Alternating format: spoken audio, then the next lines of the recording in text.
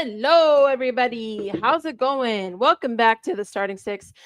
Yeah, I'm back. I'm here finally. Have I watched any football? That's hilarious. I watched my game versus Sunderland. Yeah, and that's pretty much it. I have been out of the loop, so I'm excited to get caught back up on things, talk to the ladies, and see what's going on. But before I did that, I just wanted to say hi, say thank you guys for tuning in, and thanks for hanging out with Flawless a couple weeks ago when he was with the ladies. I hope that went well, and we'll get right into it. We got a lot to talk about. It's international break. We have some lineup changes with my squad that I want to talk about as well. We'll get into that. Manager's still here, so it'll be great. It'll be great. So I'm excited to get the crew on here. If you can, make sure you support everybody in the description box. All their links are there, so make sure you support them. And we're gonna jump right into it. So let me go ahead and add everybody here so we can get started. Let me just switch everything up. I'll go to the bottom. And sorry, Gigi, you got to go to the bottom too, which is it's only right. So, um, let's get into it. How you guys doing? Good. Glad to be back.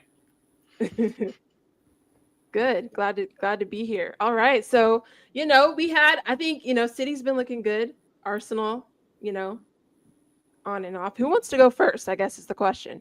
Because we can go United, we can go Liverpool. Maybe we'll save Liverpool for last. And then let's start with Arsenal because they're top of the table. Yeah, I mean, do you know what I feel like? I feel like people are going to get carried away now that we're top of the league, and it's so early on, and we've all discussed this as well, even when Liverpool were top. It's so early on as well. It is nice to be at the top. I didn't expect Liverpool to lose, but it's so early on at this stage as well. We just don't really know who could win the league. I think Arsenal have been quite on and off. I think against West Ham, I predicted we'd win 2-0. I knew we'd win like that, I think. I just hope we can just keep this up, really, after the international break. Obviously, Odegaard again, injured. I don't know what's going on with him. I don't know what it is. Like, it's a different sort of injury this time. He's had shoulder injuries, and now this one is a different one. So I don't know really what that's down to, but we've got Eze as well. We've got players that can step in. But yeah, obviously I'm happy we got the win against West Ham. I will be honest, it was a little bit boring at times. I was falling asleep a little bit. I think we should have really scored more goals. I think it was quite a comfortable win. West Ham didn't really do too much attacking wise. So I'm happy we got the win. It does feel great to be, top of the league right now. But I'm not getting carried away because in a few months' time, you never know where Arsenal might be. But yeah, it does feel great at the moment, especially going to the international break. But after that, we've got, Fulham, which we always drop points at. So I wouldn't be surprised if we drop points after that. So yeah, I hope Arsenal can still stay at the top, but I just don't know what will happen. Didn't Declan Rice get hurt too, or is he okay? Because I thought he had a back thing. I think he's okay. I've not heard anything recently. Okay. He's with England, so I think he's fine. It was probably just like a knock in the game. Like, you can't continue in the game, but there's nothing long term. So that's what it seems like. Because I saw that he was with England, so I think that probably means he's fine. Yeah, I don't understand how Arsenal fans could get so. I feel like this happens every year, and I don't get how you're top of the table like these certain months, and then you still get so gassed, and you're like, "Yeah, we're gonna do it." Every time they're starved. They're starved. They haven't won a title in over 20 years. I saw a tweet saying that the parade in London is going to be biblical. I was like, oh my God. Horses. I've honestly learnt my lesson because I don't know what time of the season it was, but when we were like 10 points like above Man City, I honestly thought in my head, we're going to do this. And then we bottled it. So I'm just sort of, I don't know, I don't mind being top of the league, but it matters what happens nearer the time. It's too early for me to be excited about it right now. This guy is the commanding officer of the celebration police. How was that celebration police, Asha? Please explain. Yeah, what has she done? Get you a police hat. You're an officer now. I know. Because I'm just thinking, I know there's so many games I missed. There's a Man City game that was 1-1. You guys beat Newcastle and then you beat West Ham. Like, how are you feeling with, I guess, how your players are performing? so far? Yeah, I think to be fair, I mean it's been quite mixed actually. Obviously, especially with Gyökeres as well because he's definitely been a big topic of conversation. I did think he should have scored in that game. To be honest with you, he's not scored for a while, so I do feel a little bit worried about that. Yeah, I think defensively we've done pretty good. It's just sort of our attack in the midfield. Just I think we just have to take our chances, and we've not done that as much. And yeah, I think it's a shame as well, with Odegaard because Odegaard and Eze, are playing together, and I want to see more of that. But yeah, it's a shame with Odegaard. I've been happy with Eze, starting in midfield. I think overall, I think it's going okay. It's just sometimes we play quite boring, which I don't really like. I like to play quite exciting football. So like the game against West Ham, we should have scored more. It was quite a comfortable win for us. So I think it would be nice if Gyökeres could get on the score sheet a bit more. But overall, I feel okay about the performances. Obviously on the left, I'm not really sure Trossard should be a starter. I think he's better off the bench. Martinelli as well. I think he's been better recently. So I just hope Martinelli can just keep up his good form. But yeah, overall, I feel quite happy. Declan Rice, as you mentioned, he's done good, and hopefully he's obviously okay after the break. But yeah, I'd say like defensively we're good, but I think we have to do a little bit better in the attacking sense. Is Gyökeres, is he getting good service or is he just missing? Like I don't what's happening there. There was a chance actually against West Ham that he should have scored, to be fair. So I think it's a bit of both, I'd say. I think he is getting the chances and I think sometimes he doesn't. So yeah, I think in that game against West Ham there was a good cross to him and he just missed it. So I think he probably is learning with this team as well. Like I don't expect him this season to get, like 30 goals. I hope he can get 20, but I think it's a bit of both, to be honest. Like I think he's had a bit of service, obviously with Eze coming in, Odegaard at the time, Declan Rice helping. So I'd say it's a bit of both, to be honest. Okay, Right. so I had kind of a weird thought. If I could speak on Arsenal for like just a second, to me, it feels like in the past couple years that like, and I don't mean this as a diss at all. I think that this is a good thing, but it feels like their attack has seemed almost like putting together a piece of IKEA furniture, if that makes sense, right? Where it's like there's specific places where everything is meant to go. It's like if they get it right, it's something that like everybody can do. You know what I mean? And it's like very like stable. Like if you get it right, like the quality, like you know what I mean? Like it's good. It's good. But I think if they can figure out how to play to Gyökeres' strengths a little bit more, I think they have an opportunity to really kind of maximize more in that attack. And I just don't know if I don't know if it's clicked in terms of like how to give him the best service, which is kind of not just like lobbing crosses into the box and hoping he gets. I don't think they have the players to do it. I've been saying this for a long time that they've lacked creativity, and you've just seen it. And I'm glad you actually brought up Gyökeres because I haven't heard a lot of that. Right now, everybody's just ripping on Florian Wirtz, which they weren't when Liverpool were winning, and now it's a thing. But so it's only fair to rip on both of them. I'm an equal opportunist here, but he's no-showed in a lot of big games. Like he did nothing against City, he did nothing against Liverpool, he did nothing at United, he did nothing at Newcastle.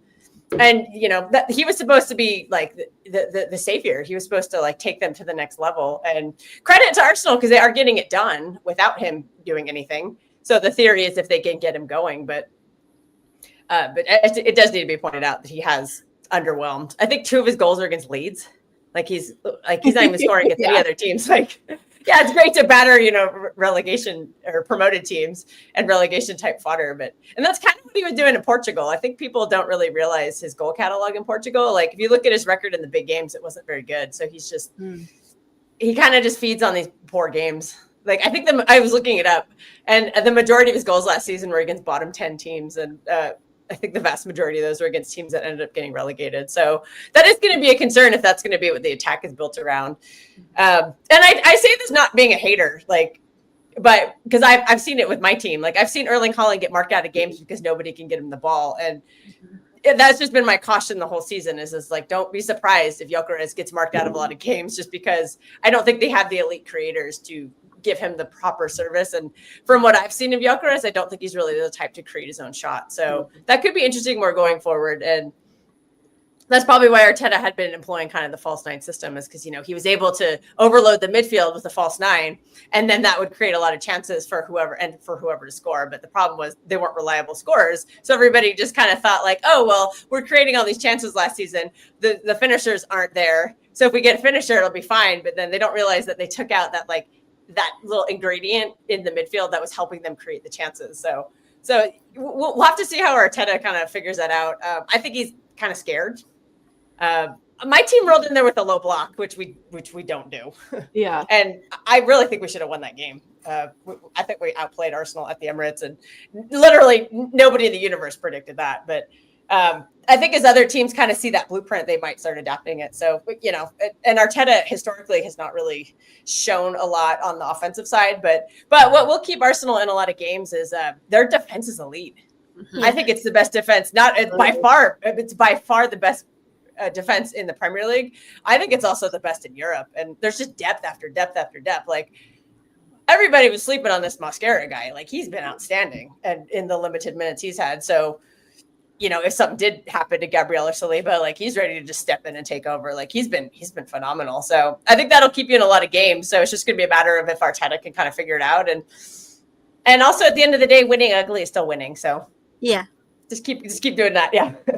We'll see if it's enough, though. We'll see if it's enough. And I think your style might be a little more catered towards tournaments versus the league. Yeah, I think I do agree with what you're saying as well with Gyökeres. I mean, I think we've always struggled with creativity. I mean, I think we've needed a striker, no doubt about that. But I think the creative side has always been a bit of a problem for us. I mean, it's weird with Odegaard. He's sort of only been that creative player for us these last few years. And obviously last season he was really poor. He had injuries, but he never came back to himself. Eze, I'm hoping with Eze he can be that one to help, you know, Gyökeres, because I think Eze is quite creative. I think I need to see a bit more of Eze. But yeah, I want Gyökeres to get on the score sheet a little bit more, but I think I just want us to win. So if we can win and he doesn't score, it's disappointing because we've signed him for a reason to take us to the next level. But yeah, I think the creativity is probably our biggest problem. But I think when he has those chances, he just probably need to score them. But yeah, I'm interested to see how he's going to do in our next run of games. I know we've had a few tough games, you know, City and Newcastle. So I'm interested to see sort of how he'll react. But he does definitely need to score soon because it feels too long. Yeah, I mean, I think going off of what Kels was saying too, like, I think the key ingredient to that is what is Arteta telling them on the creative side of it too, because that's what I would want to know in terms of how is he telling, you know, the wingers to kind of look for Gyökeres or cross, or like I feel like there's a missing piece there that they're not understanding, or maybe he's not relaying to them, or they can't figure out. And so I don't know, maybe it's, you know, he's having them want to go through the middle, or I don't know, but I would just want to hear what Arteta's saying. And maybe he's not telling them anything and he's just trying to having them figure it out on their own. But I think that's kind of a key piece too, is how is Arteta managing them through this, because that's a big part of it. Trust me, I know. Okay, we'll talk about it. And then I just want to get to this. So do you think Gyökeres should have been allowed to take the penalty, to be honest? Also, we can't say whether we've mutually decided that it'd be Saka. I was actually a bit confused actually when Saka took it. I think Gyökeres should have taken it because he hasn't scored in a while. I think if he had scored that, maybe it would help his confidence going into the next games. I guess Saka has usually been our penalty taker, but I was under the impression Gyökeres was our new penalty taker, so I was a bit confused, I'm not going to lie. Obviously, kind of matters in a way because I think it would have been good to see Gyökeres get a goal. But in the other sense, if Gyökeres took it in and missed, then I think we might have struggled to win that game. But yeah, I would have liked Gyökeres to take it, to be honest with you. But as you know, Fletcher said in the chat, I don't know if the team discussed it. We don't really know behind the scenes stuff, but yeah, I'd probably have wanted Gyökeres to take it just because he's not really scored in a while. Yeah, that can help his confidence too in other games. So that was kind of weird. And it always looks awkward when they're like on the pitch, kind of like sorting it out. You're like, why didn't you figure this out before? Like I saw that last year in the FA Cup final, and I was just like, what am I watching? What is this? Saka's been their pin taker for the last 3 seasons. Plus, he was the captain. Glock team should be doing better. Yeah, but typically the striker takes the pens because they're Yeah. I thought it was Zaka's had some high-profile misses too, so I don't know if he should automatically have that spot. Yeah, I think maybe confidence-wise, I could see both sides of it. For sure. So did Saka take it and miss? No, he took it. He took it well, but okay. I think as people saying in the chat, because of the appearance thing, I think he wanted to score that goal.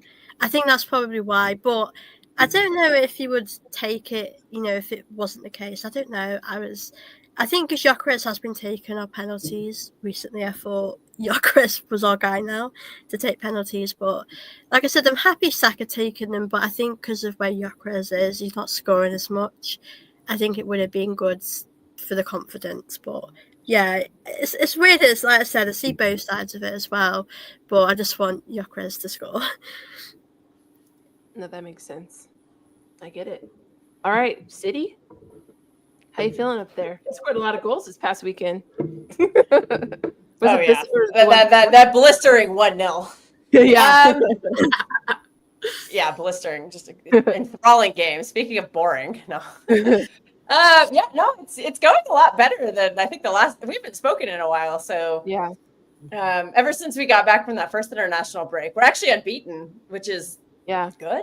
I mean, I see a lot of issues that are emerging, but we needed to get the results because we dropped a bunch of points early on, and the Arsenal game was the one that actually shocked me the most. Like I did not believe that was the game plan, or that would be that extreme of a game plan. We've done something similar to that before. Like we went to the Emirates a couple seasons ago.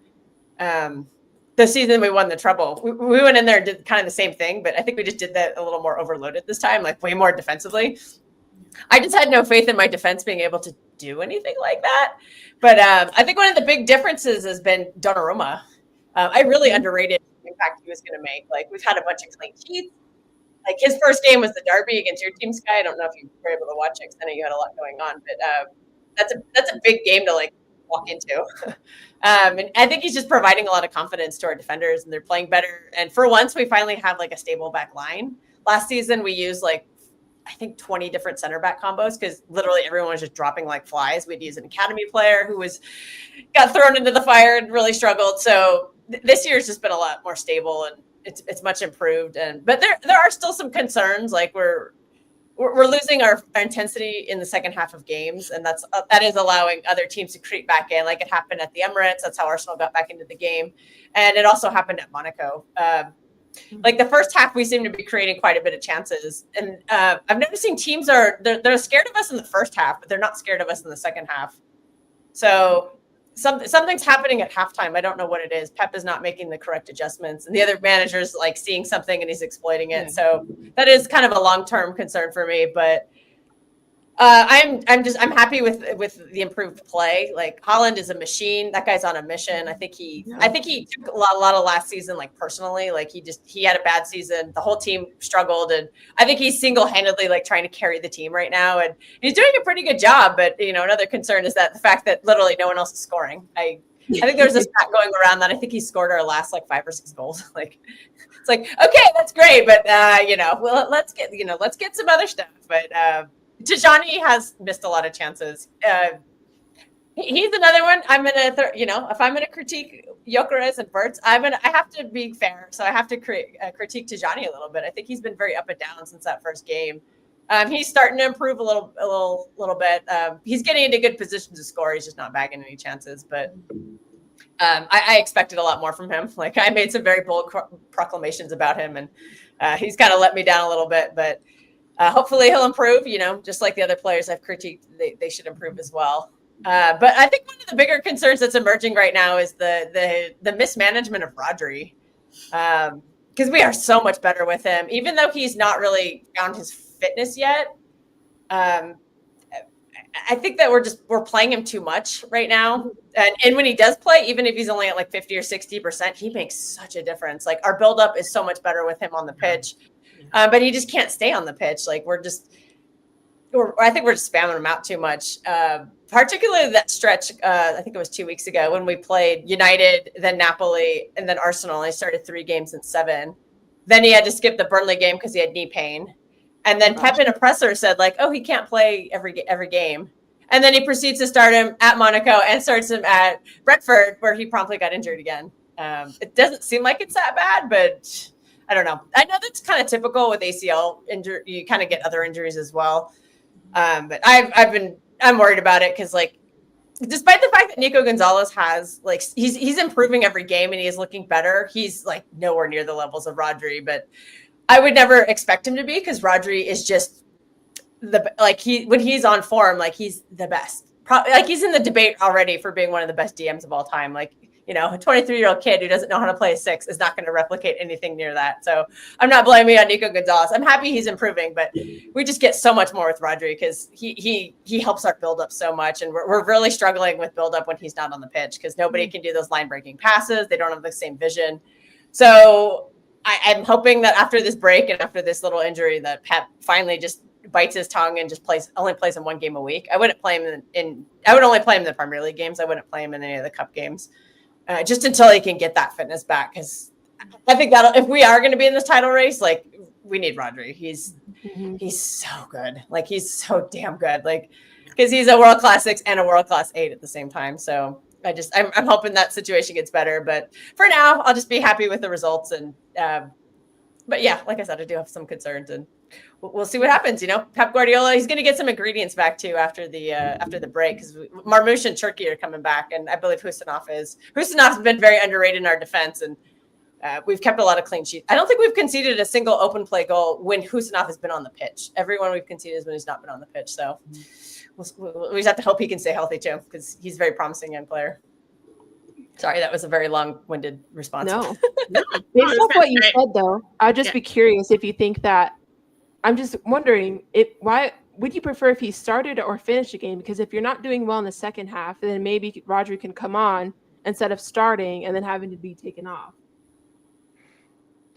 I prefer him be starting games and playing long, because I'd rather play him for like 60 minutes than, because right now he seems to be maxing out around 60 to 70-ish minutes. He did play one. I think he's played 1 or 2 games at 90 minutes, and he's like completely gassed. So in order to build his fitness up, we should be playing him a little bit longer. Because like if you're starting Rodri and then benching Bernardo Silva can come on when Rodri comes off, and he provides a lot of the stability that Rodri does. I don't think Bernardo contributes anything to the buildup, but I guess the idea would be is you try to win. You try to score a bunch of goals early on and then hold on. That seems to be what's going on right now. So there are options you could bring on to kind of help, stabilize, stuff the middle up a little bit. Nico Gonzalez has been doing quite well defensively, so that's been helping. But he could always use another partner with that, just because he's still learning what he's doing. So I guess for now, because like the goal is to get it. I'm hoping he can be playing full 90s, but I don't think it's going to probably happen until maybe December or January. And I'd rather him like start, like if he's only gonna play 60 minutes, or if he's only gonna play part of the game, I'd rather him play like 60 minutes versus 30 minutes. And I just hope he's ready to play Liverpool, because we're gonna need him in that game. That's not for a couple of months, but I think it's in November. But yeah, I had to need him for that game. Yeah. Yeah, it's November 4th. Oh, she has it in her calendar. I think it's later than that. I gotta check. I'm pretty sure like I'm on an airplane during that game or something. So oh, that's not fun. I know how to pick the vacations. It's always been City and Liverpool. I had that problem last season. there was like this stretch of like disgusting games, and a trip I had planned a year before was like occurring when that happened. It's the November Everyone's 9th. like, you're ditching. I'm like, no, I planned this a year ago. I can't. The schedule makers just looked at my schedule and decided to schedule everything. It's November 9th, which is a Sunday. So you're on a plane November that day? Yeah. Oh, it's on a Sunday. Okay. Ooh, they must have moved it. No, but I'm on a vacation, so I probably won't watch the game or anything, but I'll watch it. What I'll do is I'll watch the replay on a Wi-Fi later on, because I'm going to Central America, so I'll be probably out in the bush somewhere. Nice. Anyone else thoughts on City? Yeah, no, I mean, I agree with everything Kelly said about Rodri. Like, you know, I can't remember exactly, but like I know when Van Dijk had his ACL, it was like a year, and then he came back and like he still wasn't right, and people were, you know what I mean? It was like this extended tail to that ACL injury. But it's like even if Rodri's just present on the pitch, like I don't like to overuse the word aura or anything like that, but it really is. You can use aura for a Ballon d'Or winner. That's appropriate. It's just the presence does more of the work, and it also, I feel like, internally like settles like the rest of the team. Like it's almost, it's like that safety blanket, you know what I mean, where people can extend themselves like just a little bit more. But he's so crucial to everything that they do. Took back their words. Oh, I know what you're talking about. No, we're not going to take your words back. You should have came to win the game. If you came to win that game, you would have won the league that season. True. I'm not. That's not directed at you, Soph. It's directed at the commenter, not you. No, that was a bottle job mentality. If you want to win the league, you have to win. You don't draw. Yeah, I agree as well about and Man that City. quote lives rent free in the fans' heads still. I think it still lives rent free in the players' heads. Yeah, I agree. And then we had to add the stay humble to the. So this is becoming a rivalry, whether we like it or not. Yeah, the banter. But my favorite was when I think it was like the PFA Awards or something afterwards, like the season after, and Rodri was there, and he drops the quote again, and there's like a picture of Saliba and Gabriel just being like they were not happy he said it again. Yeah, there's definitely a sense of rivalry now with Arsenal and Man City, but I love it. I think as well, Man City, I think it's just about, it's at a stage in the season as well, it's about you guys just getting the 3 points as well, because I know Man City might start off slow, but then they do really well. So yeah, I think Man City are in a good place at the moment as well. And as you mentioned with Rodri, such an important player for Man City. Like, obviously, if you can't play him every game, it's tough. But I think just keeping him fit is just important, because we know how good he is.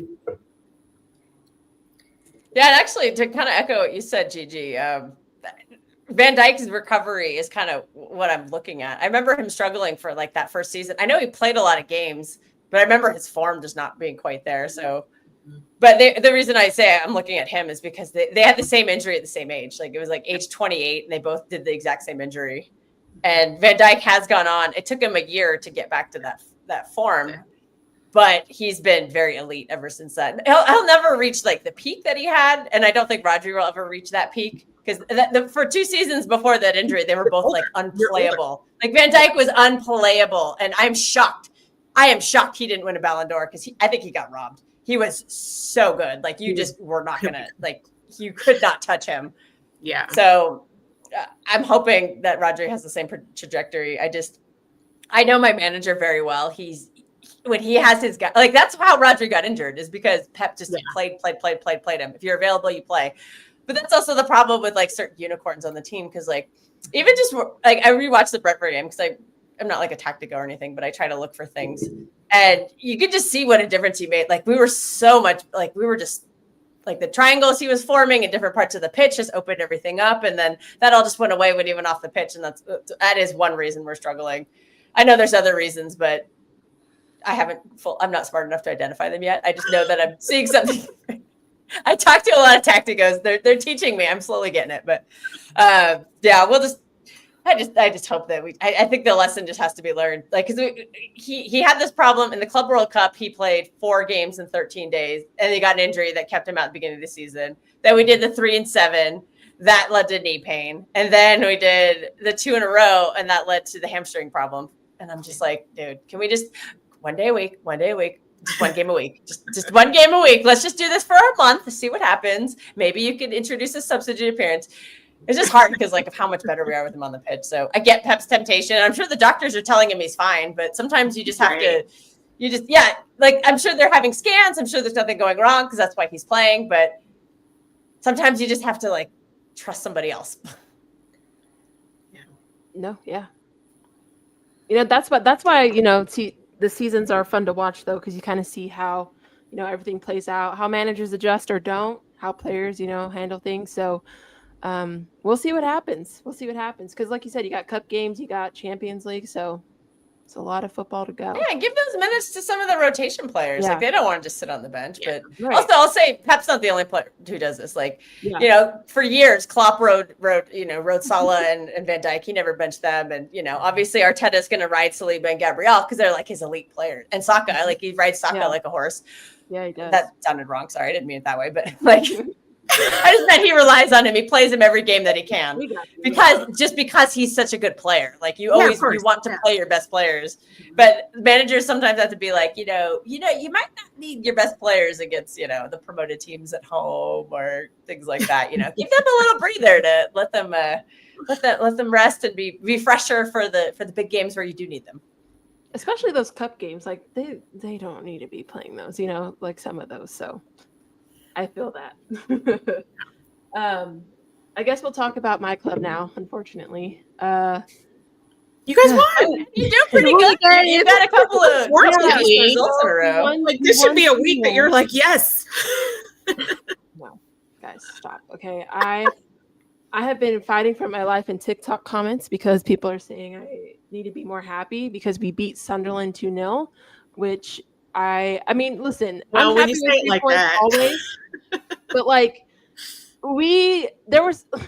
what improvement did we have outside of goalkeeping? Honestly, like, I'm very happy that we have a goalkeeper that can do the basics, and I pray for his sake that he can continue to do that, and the club doesn't need him up because I feel like that's always what happens with players we get, and he's young, and I don't know.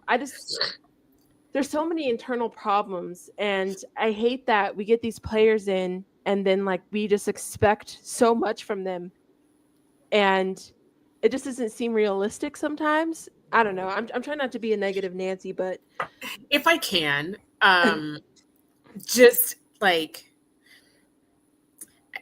I think you got to compartmentalize.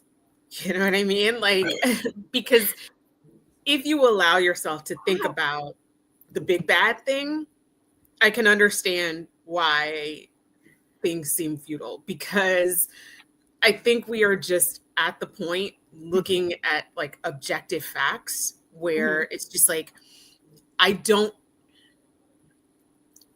maybe you guys see a path and maybe you could enlighten me, but like, I don't see a path to the style that Amarim wants to play, the current team that you have, and sort of like melding those two things together to like bring forward anything fruitful or successful on like a large scale or like from the long-term view.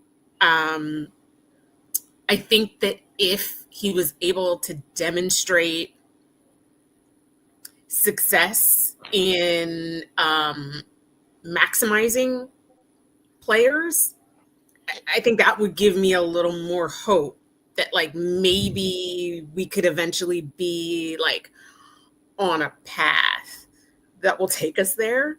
But I don't know. I can't really call out any example of like any player on the roster that he has made better. So is it supposed to make me feel better or? Oh, I'm sorry. Okay.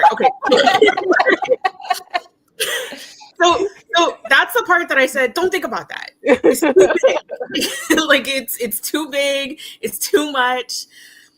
Let's just leave that to the side. Let's drop that on the ground and kick it back under the couch. But you found a goalkeeper.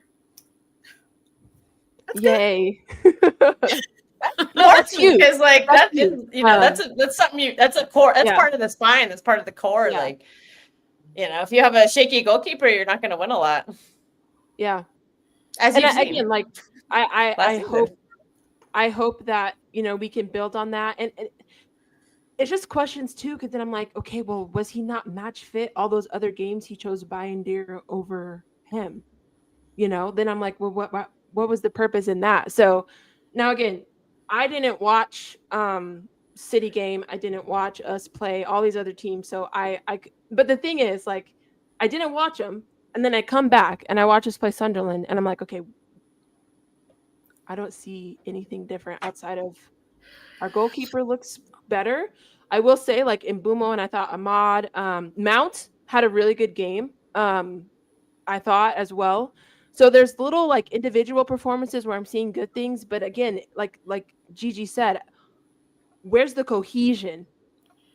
You know, where can I see how the defense is building into the midfield and the midfield's building into the attack? And I'm not seeing that all the time. Like, there's some times where I see it, but I just wish I could see like the improvement. And that's where I get frustrated, because I'm like, well, then what are we working towards? What's our goal? You know, I don't know what it is.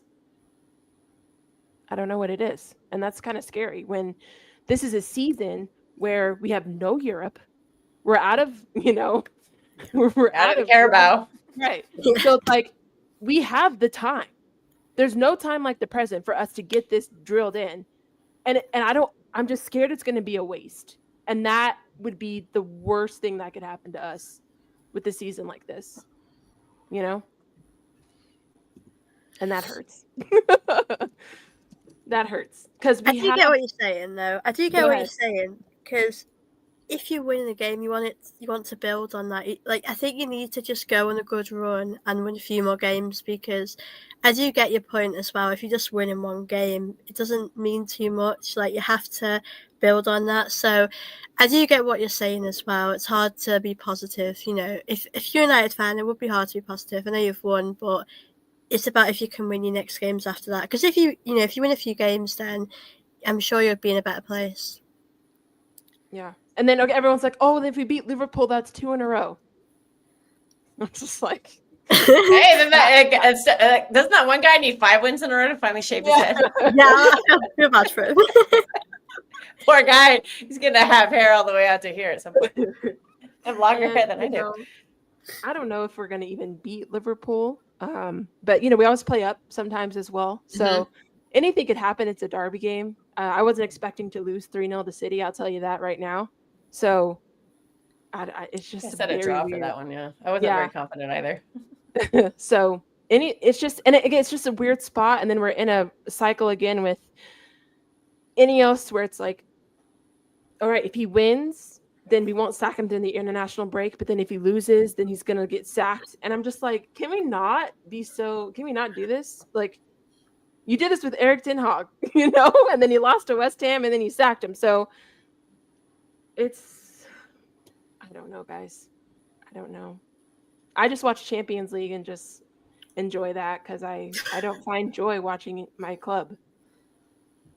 I'm sorry. Who do you follow in the Champions League this year? I'll watch anybody. I don't care.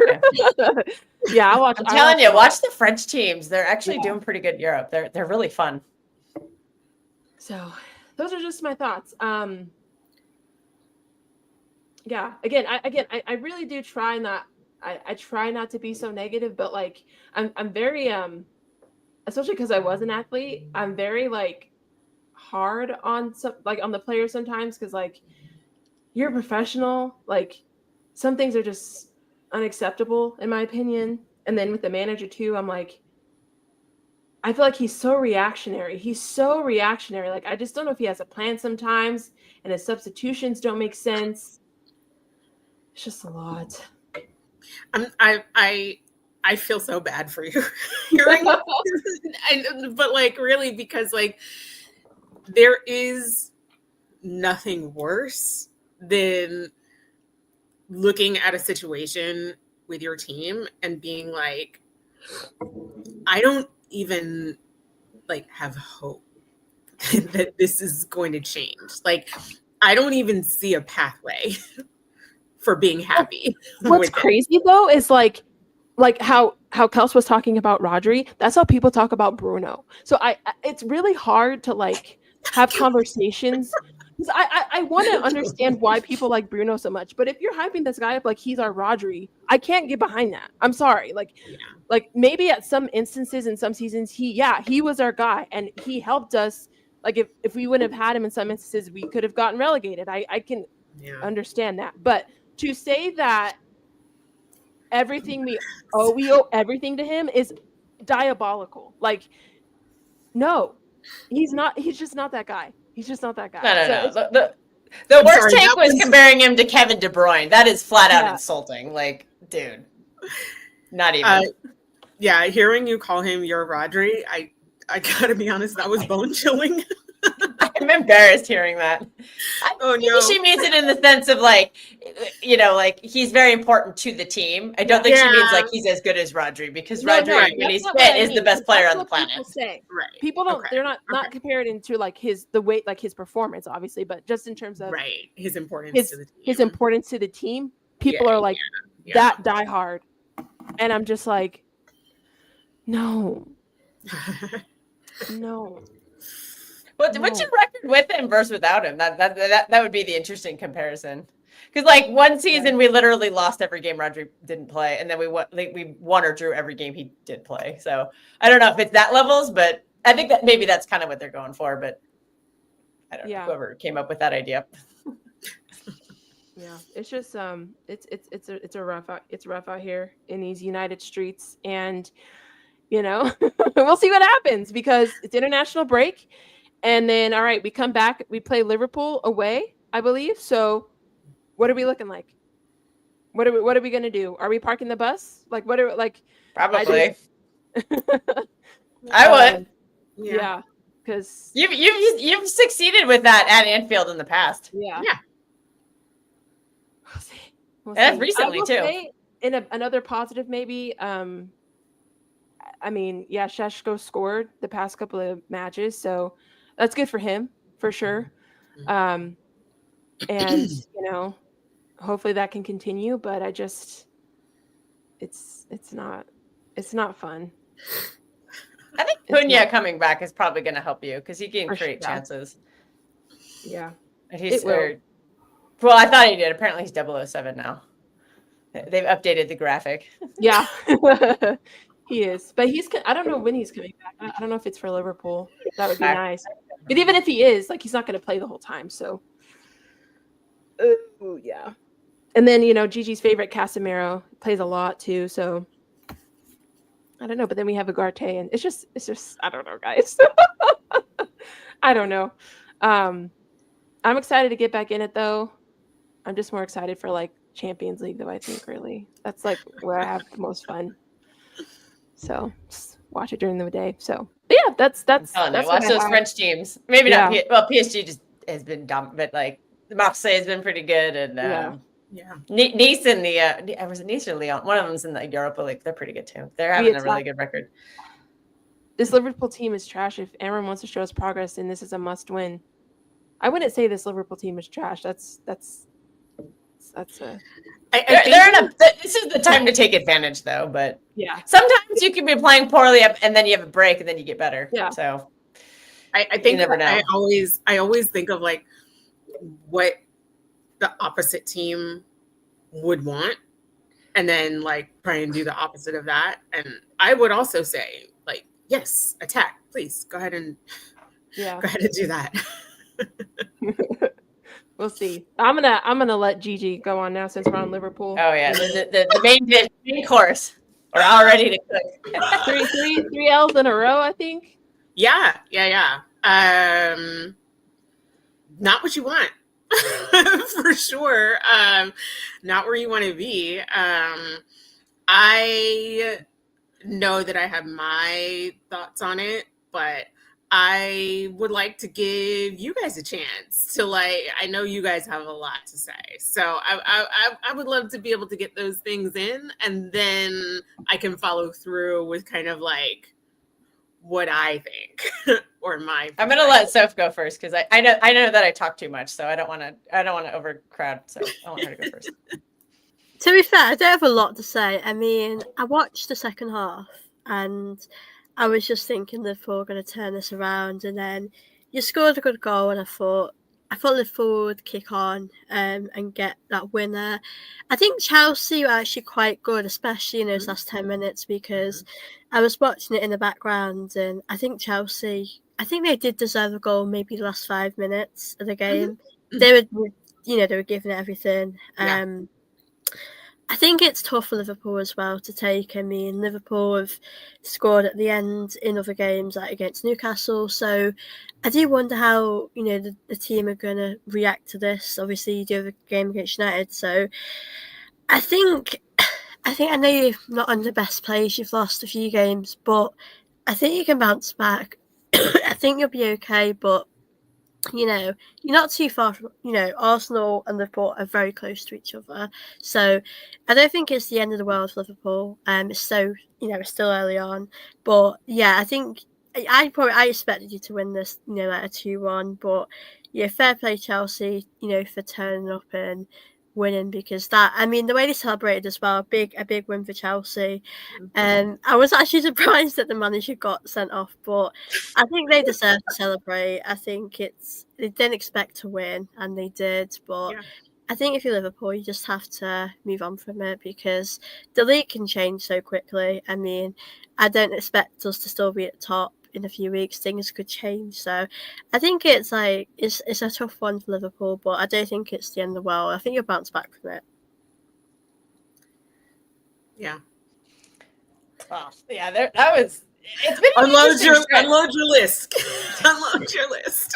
I got the big list. No, just I showed you a blank page. No, I mean, I think there's just been some. I don't know. The Chelsea game was interesting because Slot made a big call benching Florian Wirtz. That's a big call to bench somebody who, in that big of a game. That's why he came to Liverpool. He wants to play in those games. And so that was a huge call. They went back to Old Familiar, and they kind of had the same problems. I didn't see a lot of chance creation, which is shocking considering the roster that was on there. Because that was the team that won the title last season. One of the only different players was Isak. They put Cody Gakpo back in the game. They put that midfield back in that worked. I guess we're kind of seeing how life without Trent is, because maybe his creative contributions are missed quite a bit. And you expected Florian Wirtz to kind of fill that gap, but so far he hasn't. So that's just that's a big issue to kind of deal with. Fitting in the players and Slot. I think he's got his work cut out for him, because you have to make everybody happy, and it's just gonna be difficult because these big players, they don't want to be benched. They came to play every game, even if they should be rotated in some games. They sometimes their ego has to take a hit, and the manager has to make that call. But one thing I really want to call out, and this is not directed at you, Gigi, or anyone in the chat. I'm calling out the media, because the amount of protection that Liverpool are getting right now is borderline nauseating. I'm hearing them being called a team in transition. A team in transition who won the league last season and then spent $500 million, including breaking the British transfer record twice. Yeah, that is not a team in transition. That is a team that reloaded. There is no transition happening.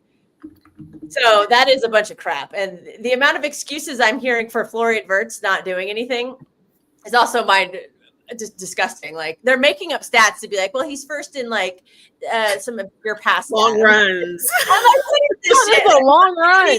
Jack Grealish. They just immediately came for Jack Grealish, and oh no, he had 3 G&A in his first 9 games for comparison, and they were slaughtering him. They're £100 million flop, this and that, and everyone's oh well, Florian Wirtz just needs time. It's why does he get time? Why did the other teams not get time? Why did the other players not get time? Why did Caicedo not get any time? Everybody, Liverpool fans, not you, Gigi, but Liverpool fans across the internet were just crucifying Caicedo when he had a poor start because he rejected them. And Enzo Fernandez gets a bunch of crap too, like all the time. I think even Declan Rice got a bunch of crap, but every 100 million pound player is getting a bunch of crap, except for Isak and Florian Wirtz. And I don't get it. Money too. It's just, it's unreal. Arne Slot just maybe, I don't know, we're going to see what he does because he needs to bounce back. Like, and I'm going to call some players out too. Like Mo Salah does not look the same. He's not doing anything. I know he's had a couple of those late goals or late assists, but in this stretch, like he got benched against Galatasaray. I mean, I think also Slot doesn't know what to do with Jeremy Frimpong. And this is something I was a little, I said in the beginning of the season, I think the fullbacks are going to be an issue. Because Frimpong, he played in a back five where he just pushed forward. He didn't have to defend. And he can't do that in a back four. He has to defend, and he's getting lit up. Like, and I think Slot just doesn't know what he's doing because he played him at right wing against Galatasaray, and I don't think that went particularly well. But yeah, Mo Salah needs to step up. Kanate, I don't know where his head is.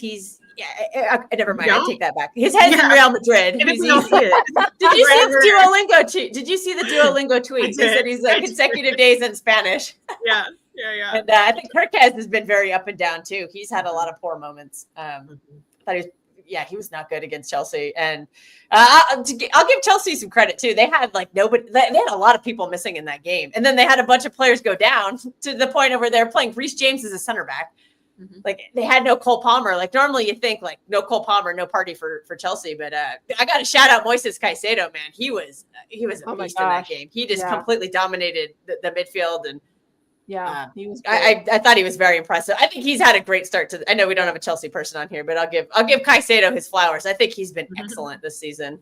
Definitely. But yeah. So a lot for Slot to figure out, but maybe this break is coming at a good time for you. He can figure it out over that time. And somebody's ego is going to get hurt though, because you just don't have enough starting spaces for all the attackers you bought. So somebody is going to be the bench. Most of the time it's Cody Gakpo, but you see Ekitike is kind of the one being the bench player now. And I think that's unfair because I think Ekitike has actually performed quite well. I know it's a little, I know it's bantering in one of the games, but he's been very good ever since. Like he's looked like he's fit in very well. And to see him keep getting benched for Isak has to be hurting him.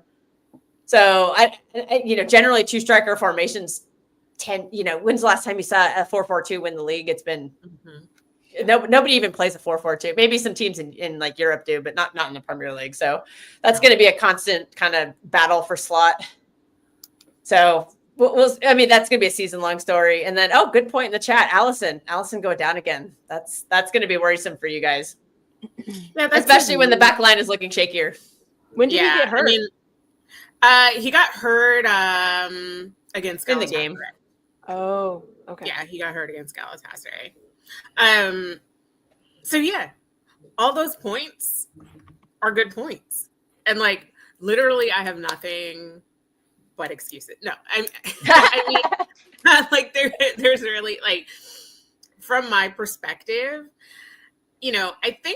I think this is sort of like the phase of time that everyone was assuming was going to happen last year because it was a new coach, but they weren't really integrating any new players. So really it was Slot stepping in and optimizing, the team that Klopp had put together. And this is an integration of a bunch of new players in sort of like all three phases of the pitch.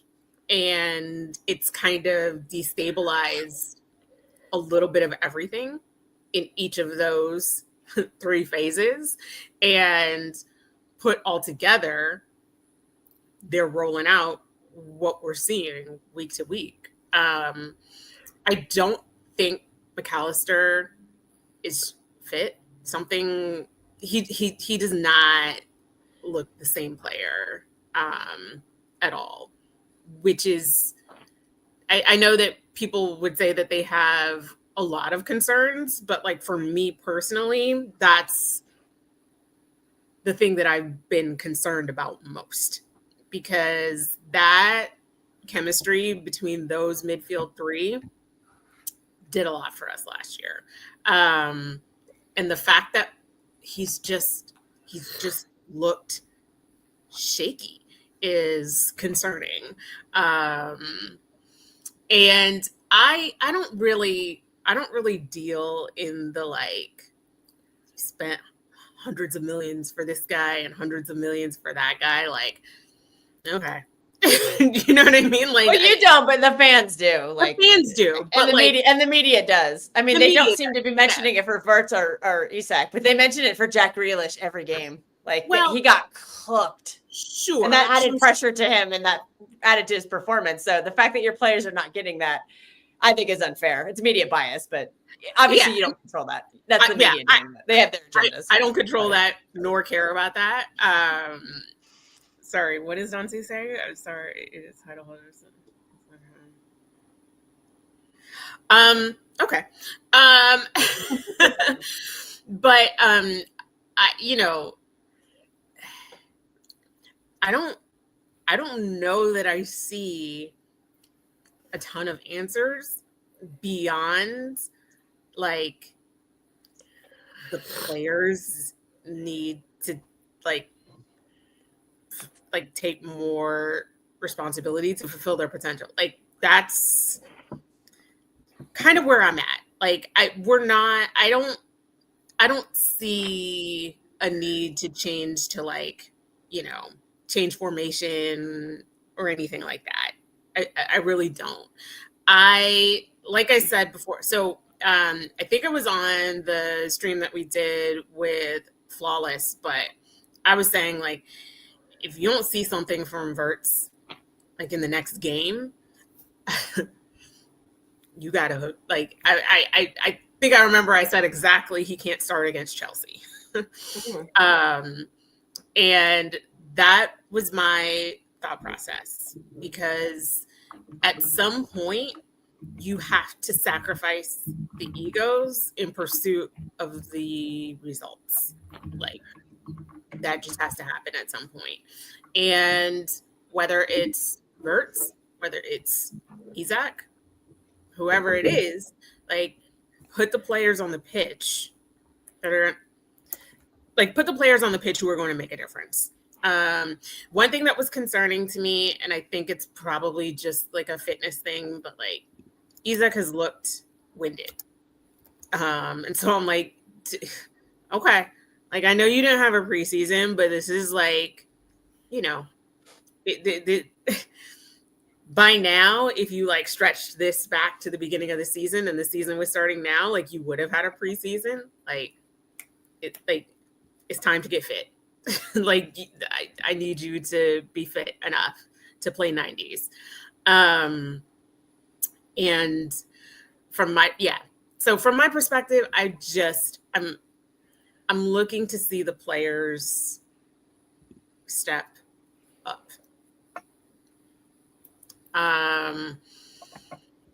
That's where I'm at. So it's nothing with, because I was going to ask you, but then you kind of answered my question. It's nothing really with the formation, or maybe not his substitutions. It's more on the players' output. I have no idea.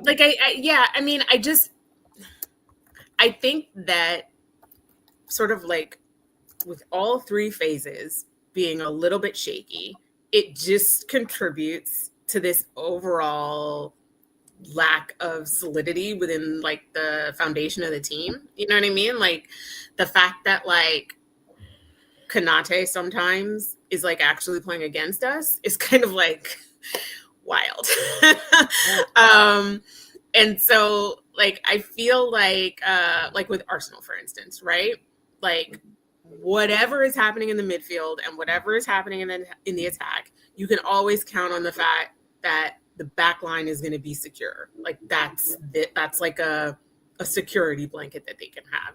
With City, if you have Rodri in your midfield, that provides a little bit of a security blanket. You know what I mean? For everyone else on the team to be able to maximize themselves. I just feel like there's shakiness in each part, and there's not one phase that's providing that kind of like security blanket aspect. You know what I mean? And it just it just people are not playing up to their levels. I would like to see that. You could say that. You could say that. You could say that. I mean, that's some great defense right there, if you ask me. To be fair, he's their only like reliable defender though. Oh, for sure. Kanate's been a problem, and so have both of the fullbacks. So he's kind of just on an island by himself. He's literally an island right there. Got to use every asset of his body to play. That beautiful. It's a beautiful peach butt. What are we talking about here? Perfectly shaped. So you're saying Van Dijk needs a BBL? Is that what you're saying? Oh yeah, that would help him even more. Cover Kanate's half. There we go. Before we continue, Soph does have to step off, so I just want to give her shout her out really quick. Thanks for joining, even though you're a bit under the weather. Do you have anything coming up over international break?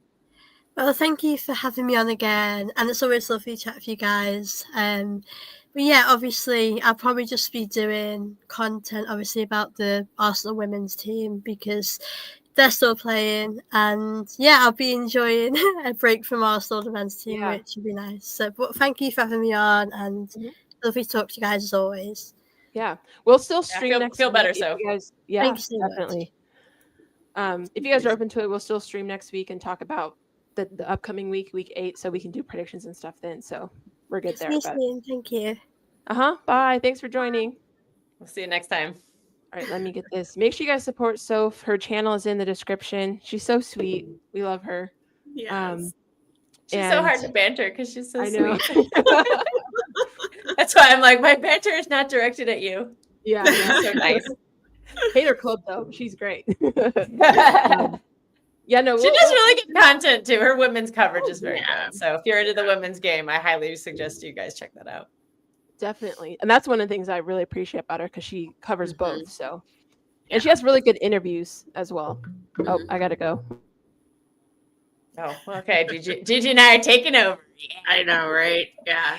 I mean, yeah. So, it makes me nervous that I don't. Like, it makes me nervous that my answer is just like the players have to play better. There's some tactical issues too, because like I don't necessarily see like some great, like I'm not really seeing patterns of play. A lot of it is just kind of becoming hero ball, and that's just not sustainable. And one thing I did also want to mention is it's kind of reminding me of what Manchester City looked like at the beginning of last season. We were getting results, but it was very shaky the whole time. We were chasing leads and coming up with stuff late or just hanging on for dear life. Yeah. And it eventually caught up to us. And then we went 1-14. So, so I'm not saying that's going to happen to you, but it is, kind of in a sense, it's history repeating itself. I mean, obviously a different team and different everything, but the difference is that you have like, you don't have the disaster we had last season where we had like half the team injured, including like the entire back line. And, your midfield wasn't all like 35-year-old pensioners who, well, none of it. You just were terrible. Like you actually do have good players, but and so it is up to Slot. Like Slot he has the Wagyu. He has the prime, the prime rib. Yeah. He's got the lobster. He's got the foie gras. He's got the caviar. So he needs to turn that into a great dish. And that's where he's getting, that's what makes Pep Guardiola such an elite manager is when he gets those ingredients, he makes it work. So this is Slot's challenge to see if he can do the same thing.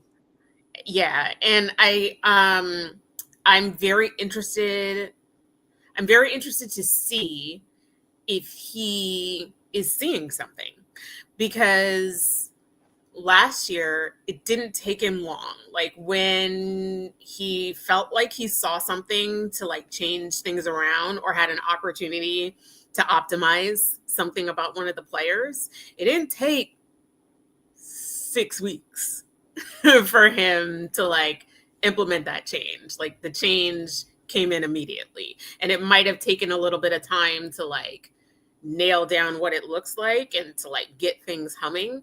But like, that's the part that I am like waiting to see. Cause I'm like, we all have eyes. We all see that like, just like throwing Verts in there and like trying to give him time to figure it out. That's not working. Like we do need to tweak something. We do need to like actually implement something to like figure out how to make it easier for these players to be the best version of themselves. And it shouldn't take, if you see something, it shouldn't take 6 weeks. And It so that's can, why I'm though, like, 'cause it can though, because like, certain, because if you're trying to teach somebody a new position or something, like you can't just throw that into a game. You have to do it on the training pitch, and there's not a lot of time to train because of all the games. So it might just end up taking a while, yeah, depending on what he's trying to do. depend. So and that's my question. I'm like, okay. Well, I wouldn't be surprised if the Szoboszlai at right back kind of becomes a thing. Honestly, he's pressing very well. He's tracking back very well, and he's offering that same creative, like from the same part of the pitch that Trent did. So yeah, so that could be a long-term thing. That's what Frimpong was supposed to do, but he's been so weak in the other aspects that it's become a liability. Everyone is harping on. I honestly, like, when they signed Frimpong, I never thought he was going to be the starting right back. Like, I always thought it was going to be Connor Bradley. It's like people have just forgotten that he existed. But then Connor Bradley has not looked good. Like, hasn't he gotten a red card too, or something? Or he said some. I know he had an injury, but then didn't he get sent off? Or there was one where yellow he should have gotten a red card and he didn't.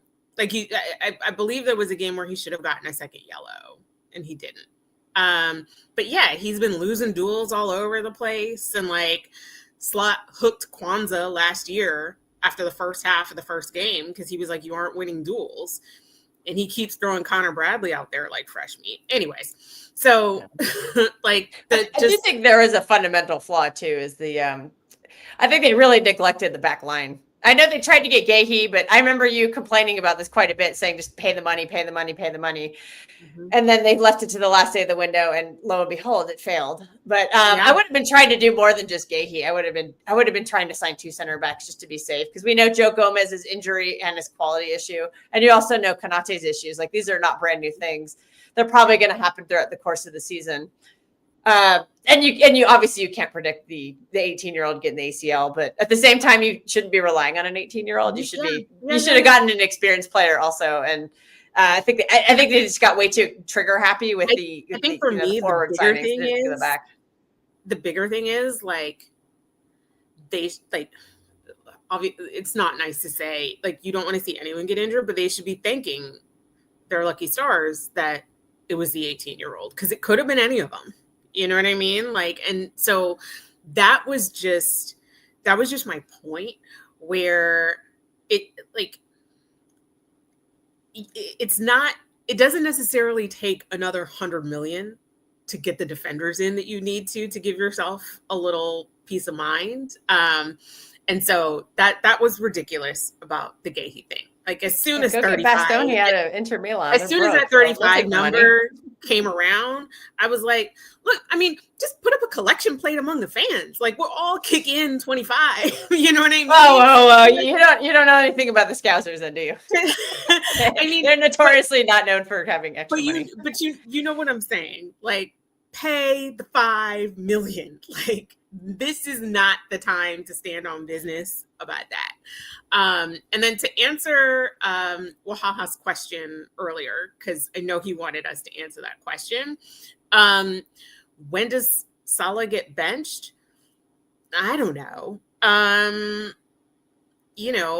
think that Slot was trying to throw some other pieces into that spot on the pitch. I think that was what the whole Galatasaray experience was. And I did not like that.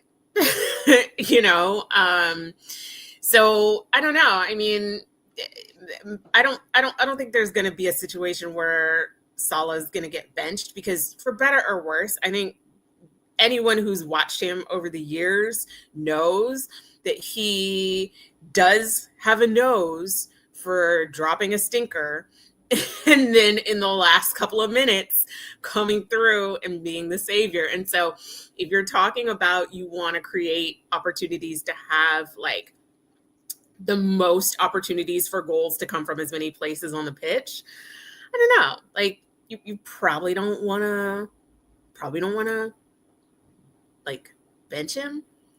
Unless He's the bread and you- butter, you don't bench him. You Yeah. That's why Verts is riding Pine. It's not going to be. You're gonna go with old reliable, he's won you Premier League titles and he's won you Champions League titles and he's player of the season last year. You're gonna keep riding that horse until you get a result.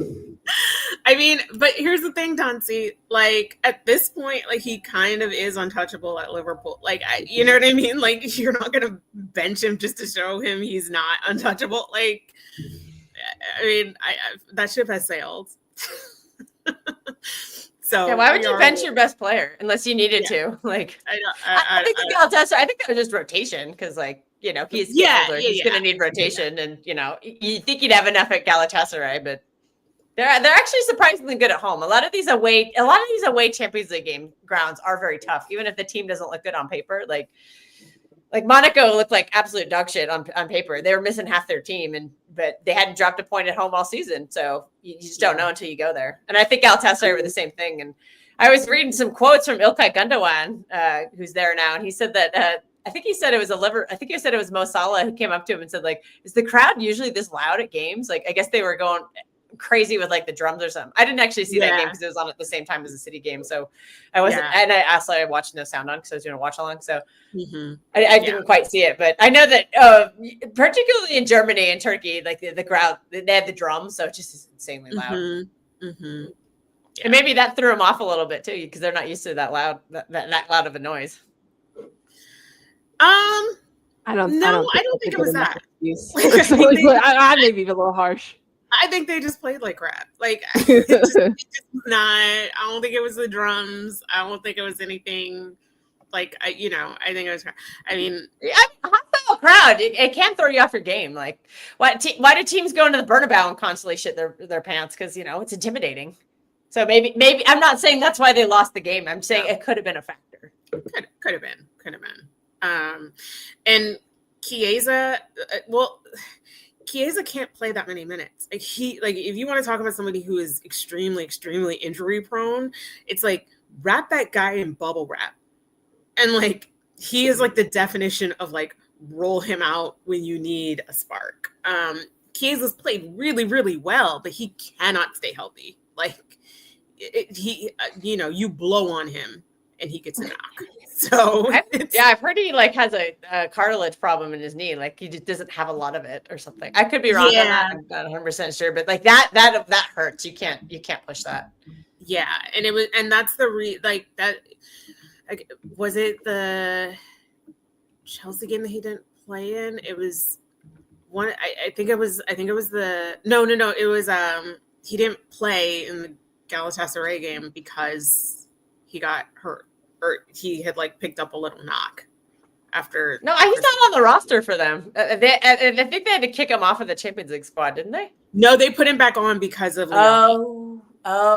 But then because of something, he picked up at Crystal Palace, he couldn't play. So that he's just severely injury prone. So yeah, there's issues. There's issues. Well, like I said, it's a break, so maybe Slot can figure some of these issues out. I don't know, like take him to a ropes course, have him do some trust falls. You know what I mean? Like, what did Arteta do just recently? Like, do truth or dare. Oh god, the light bulb thing again, or well, he got a pilot from somewhere recently and had them come speak to the team, if I remember correctly. Who did? Arteta. Well, it's going to be difficult because all the players are away, so it's hard to really do that. Oh, he got a pilot? Yeah, because I'm sure a lot of your team they're on international duty. Yeah. I'm surprised he didn't get one of the CEOs or presidents who congratulated him. Oh! That was embarrassing. That has to be fake news. You're not calling the CEOs because you scraped a draw that you deserve to lose at home. He plans to invite a team of RAF fighter pilots to Arsenal in order to improve how he speaks to his players. I thought I saw something like this. That is so cringy.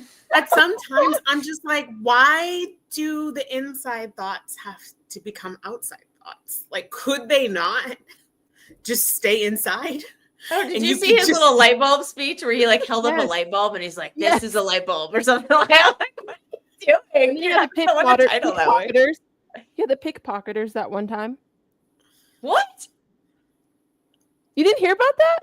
Oh yeah, there was the pickpocketers. Yeah. Yeah, like, Oh, wait. At the team dinner or something. Yes. Okay. Yeah. I do remember that. Oh my God. I Yeah. forgot about that.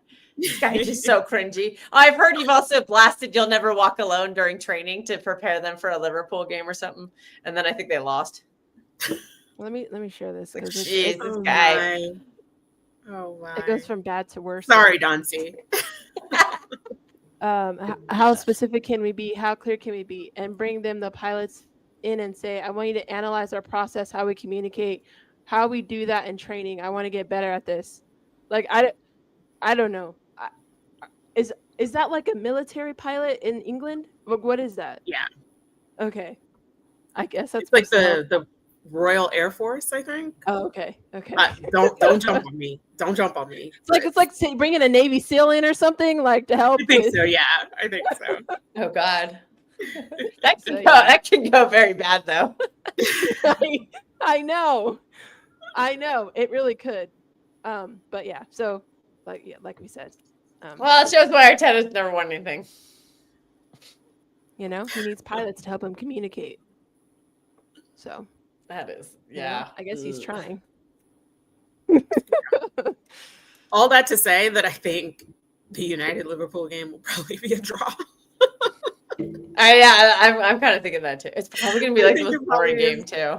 Yeah, I yeah, can yeah. see Emery just rolling in with a low block and Most United games are boring for that I reason. think it's I legitimately think it's probably going to be 1-1. Like I think that's what we're looking at. I just don't. I we'll don't save know. that for next week.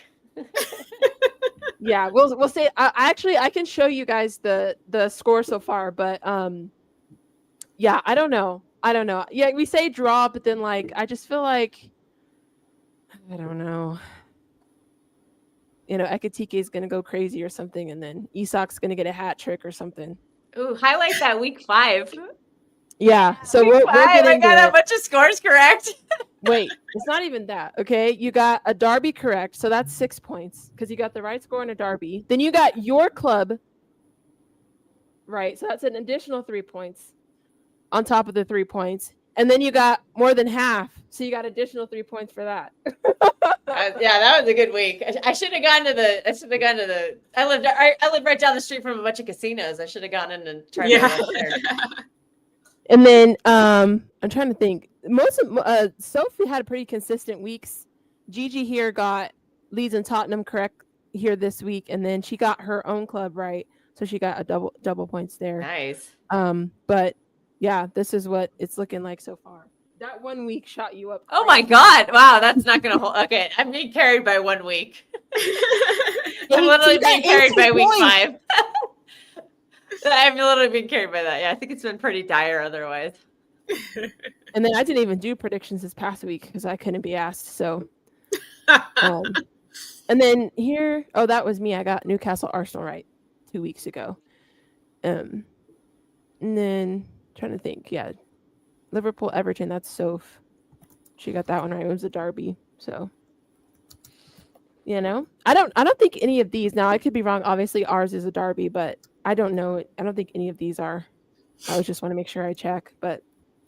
No, there's no. Fulham versus Arsenal's a derby. It's like a London derby, but there's so many of those. I don't know if it's like the only one I'd call like the big derby is the North London derby. We counted Chelsea Fulham, so let's count it. We'll count it as a London derby. Why not? Maybe like slightly less. Maybe give it like a bonus. Maybe not 3 bonus points, but like 1 bonus point or something. Because there's so many London derbies. Because there's like 6 or 8 teams in London, so you know you can even say Brentford and Arsenal is a derby because it's a London derby, or Crystal Palace and Fulham and Chelsea and all them. So cool. All right, I might as well. It's to give somebody some chances to make some extra points up. Definitely. Well, thanks for joining. We'll close out. I appreciate you guys tagging along. I'm glad to be back. I'm moving back to Arizona, so you guys know. So that'll be November. So I'll be on your time zone now, that'll help. No, in the winter it changes because yeah, in the winter we don't change, but you do. yeah, exactly. We change. We fall back, and you just stay the same. Yep. So But that'll be good, at least for me. So I can watch things a bit earlier, games a bit earlier. So yeah, but thanks for No. joining. Are you guys doing anything? I know you have your True Man City channel. So shout That's anything out. Patrick's channel. I'm just Well, a you're part of always it. on We're there. we're doing watch along. We started a second channel called the True City Fan TV Extra, and we're going to start doing more watch alongs on there. It's mostly a channel for Strasbourg Steve to do some watch alongs because he's in timeout on his channel. So what was it? Last week we did like it was a league. There was a League On game on that we were doing the actual watch along for, and then it was the same time as the Chelsea Liverpool game. So I was like, oh, this is also a hate along. So we're mostly focusing on the League On game, but I was given the commentary for the other game, and then he finally turned it on, and it got kind of spicy there at the end. So we're gonna start. I think we have some League On games coming up after the break on that channel, but we're doing mostly like city watch alongs, and we're very inconsistent on the panel shows, but I don't know. We haven't even done a Brentford review. We're just kind of we just do videos and we do them, Whenever somebody says I want to do a stream, then we do a stream, but Yeah. nothing scheduled right now, I don't think. Okay. Gigi, anything? No, I just hop on TikTok when I feel compelled. All right. Well, I don't know. There might be F1. I don't know. I'm kind of out of it. I watched. Is there one this weekend? No, I think Coda is next weekend. Oh, okay. Well, Coda? Which one's it that? never coincides. That's Austin. Okay. Oh, and then the last one's always in Abu Dhabi? Yeah. Okay. Because I know we're coming up on the end of the season, right? Yes. Yeah, I think Is there's Piastri only, still leading? Is Piastri still 4 or 5 leading? more. Yeah. It's getting spicy. Oh, is it? Is Verstappen Yeah. trying to like sneak in there? No, he's still 62 points behind. Oh. It's Lando is 22 points Oh. behind Oscar now. So Okay. My best friend she's a big Piastri fan, so I'm like, I'd be happy for her if he wins the title, but like I don't watch. Did she I just talk to know her a couple about of the last names. weekend? yeah, if Oscar Might have wins like to therapy. if Oscar wins 1 or 2 more races, that should be enough for them. Oh, that should ice it up. And there's only like a couple more. Yeah. Like I said, we need a starting 6 Formula 1 trip someday. Yeah.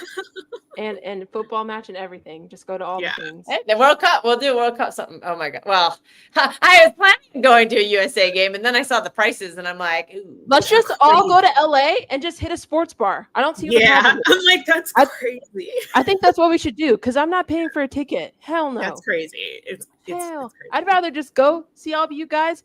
We Yeah. could maybe even book a place we can all watch it together. That would be Yeah. more fun than because we could all chip in for that, Definitely. yeah, I would want to do that for a USA game. That'd be fun. Yeah. Absolutely. 'Cause I think I'm going to throw the money down, but I'm going to throw it down in Seattle, not in LA. But I'll come to I'll go to and I'll come to LA for just to hang out with you guys, and we can watch a Yeah. game then. I'll have friends at the game or whatever, but that'd be fun. Even if we just had like rented a house, like Yeah. rent a house and like just have a big party there, like that'd be fun. That'd be nice. Yeah. Because isn't Flawless supposed to be coming out? And Steve said he'll come Flawless, out, so like we can just kind of all DJ, coordinate that. Everybody. Yeah, exactly. Just get a big ass Yeah. house, and Yeah. we can just have a big party. Like we can go to Costco and like buy a bunch of cheap Yeah. liquor and stuff. Like it'd be Yep. easy. Yep. I got a Costco membership, so we could go. Yeah, do I got that. the membership. Yeah, we can hit different Exactly. Costco's. Yeah. We're Costco making that is life. happen, for The sure. Costco cult. I'm in the Costco cult. So But big up everyone in the chat. Thanks for supporting. Again, everyone's comments or everyone's channel links and or social links are in the description. We're gonna head out. This has been the Starting 6 Match Week 7 recap. I might be doing something over the weekend. I'm not sure yet. It might just be like doing a United catch up to just catch myself up on everything that's been going on. But yeah, we're gonna head out. Have a great day, and we'll see you later. Goodbye.